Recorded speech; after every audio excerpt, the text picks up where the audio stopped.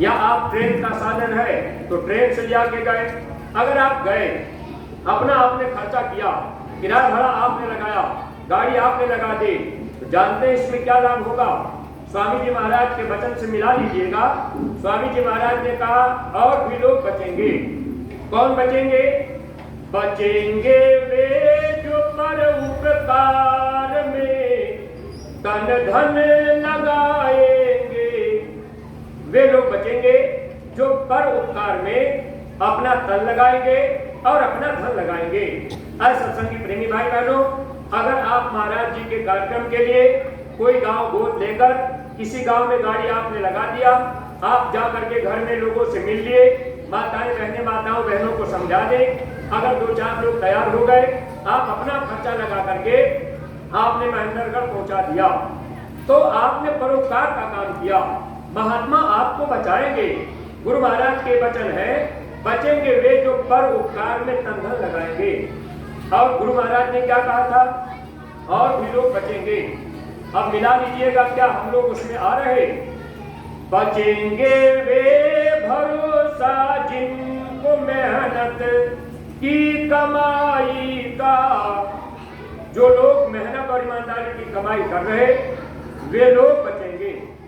है प्रेमी भाई बहनों, मेहनत तो हम आप खेती दुकान दफ्तर में कर रहे, लेकिन ईमानदारी अभी हम लोगों के अंदर नहीं। बहुत कम प्रेमी होंगे जिनके अंदर ईमानदारी होगी। ईमानदारी का मतलब, जैसे 2 भाई का अगर बंटवारा हो रहा हो, बड़ा वाला भाई अपने हिस्सा ज्यादा ले लिया और छोटे वाले भाई को उसने हिस्सा कम दिया, तो भाई ने भाई के साथ ईमानदारी किया या बेईमानी किया? अगर भाई बंटवारा में बराबर बराबर हिस्सा लेगा तब तो ईमानदारी है।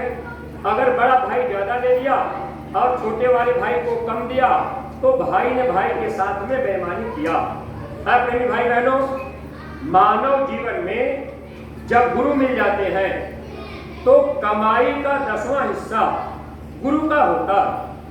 हम शिष्यों के लिए अगर जो कमाई हम आप अपने खेती में, दुकान में, दफ्तर में कर रहे, अगर आपने 10 मन गेहूं पैदा किया, 1 मन गुरु का हिस्सा हुआ। 100 रुपया आप रोज कमा रहे, 10 रुपया गुरु का हिस्सा हुआ, 90 रुपया आप अपने घर परिवार में खर्च कीजिए।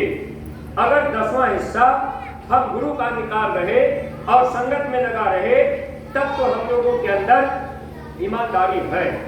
लेकिन ऐसा कोई प्रेमी करते होंगे, सब लोग नहीं कर पाते होंगे।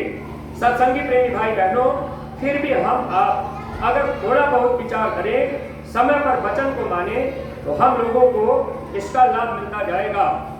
जैसे आप गांव में चले जाइए, माताएं बहनें आप गांव में चले गए, अगर गांव में जाने के बाद आपने किसी से कहा कि बहन जी आप चलिए, वहाँ थोड़ा सत्संग सुन लीजिए, हमारे मथुरा से महाराज जी आ रहे हैं।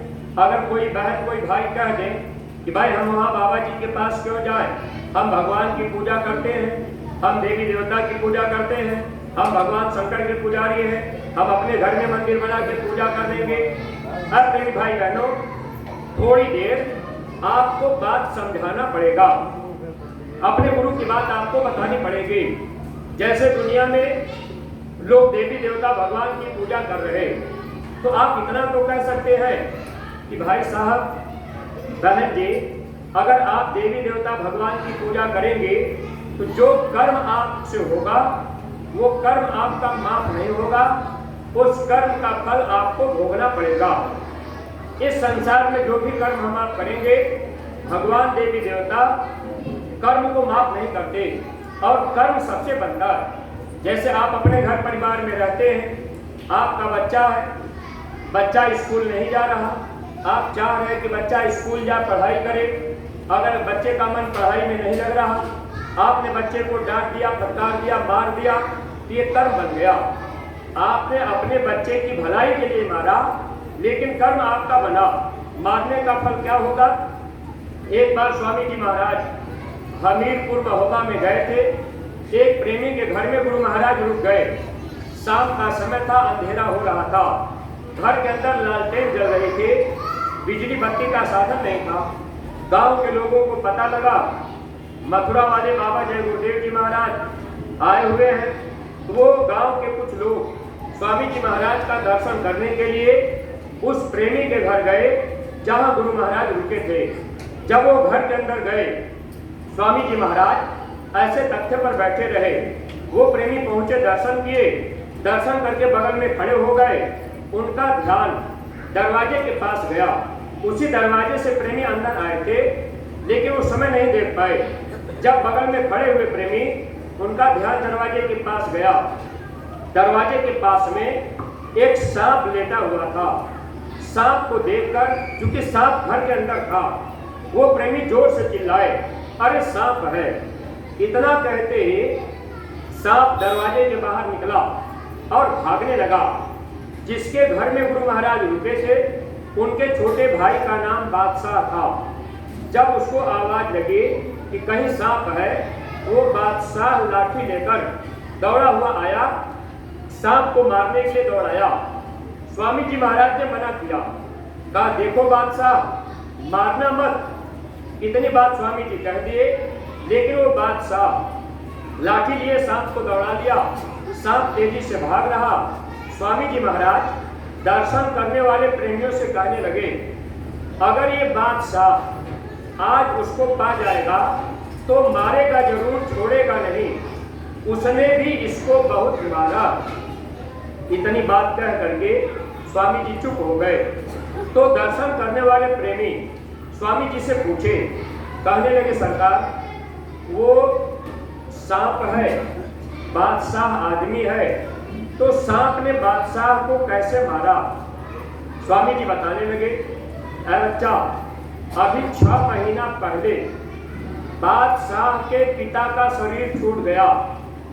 वो जो सांप है, जो आत्मा सांप की योनि में है, वो बादशाह का बाप है। जब बादशाह छोटा सा था, तो वो बाप बन करके बादशाह को कभी कभी मारता था, मार करके घर के बाहर भगा देता था। कभी कभी अपने बेटे को वो खाने के लिए रोटी नहीं देता था। स्वामी जी महाराज कहने लगे, अब वही बाप सांप बन करके घर में आया। अब बेटा लाठी लेकर के दौड़ाया। अगर ये बादशाह आज इसको पा जाएगा तो मारेगा जरूर, छोड़ेगा नहीं, क्योंकि उसने भी इसको बहुत मारा। प्रेमी भाई बहनों, क्या हम आप अपने घर परिवार में कर्म नहीं कर रहे? अपने बच्चे को डांट फटकार नहीं रहे? क्या हम आप अपने घर में झाड़ू पोछा कर रहे, चीटी चीटा मर रहे, खेती बाड़ी कर रहे? तो क्या कर्म नहीं बन रहा? कर्म सबसे बनता है। लेकिन जब आप गांव में जाएंगे, गांव के लोगों को समझाएंगे कि भाई साहब, देवी देवता भगवान कर्म को माफ नहीं करते। अगर संत जीवन में मिल जाएंगे, संत कर्मों को माफ कर देते। आपके रामायण में लिखा था, सन्मुख हो ही जीव मोहि जबहि, जन्म कोटि अभिनाशा तबहि। कबीर साहब ने क्या लिखा था?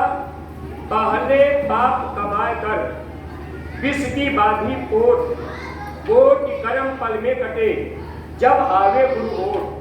जब गुरु मिल जाते हैं तो करोड़ों जन्मों के पाप महात्मा साफ कर देते। एक बार महात्मा के सामने चले गए, दृष्टि से दृष्टि मिल गई, जो कर्म होगा महात्मा कुछ कर्मों को साफ कर देते।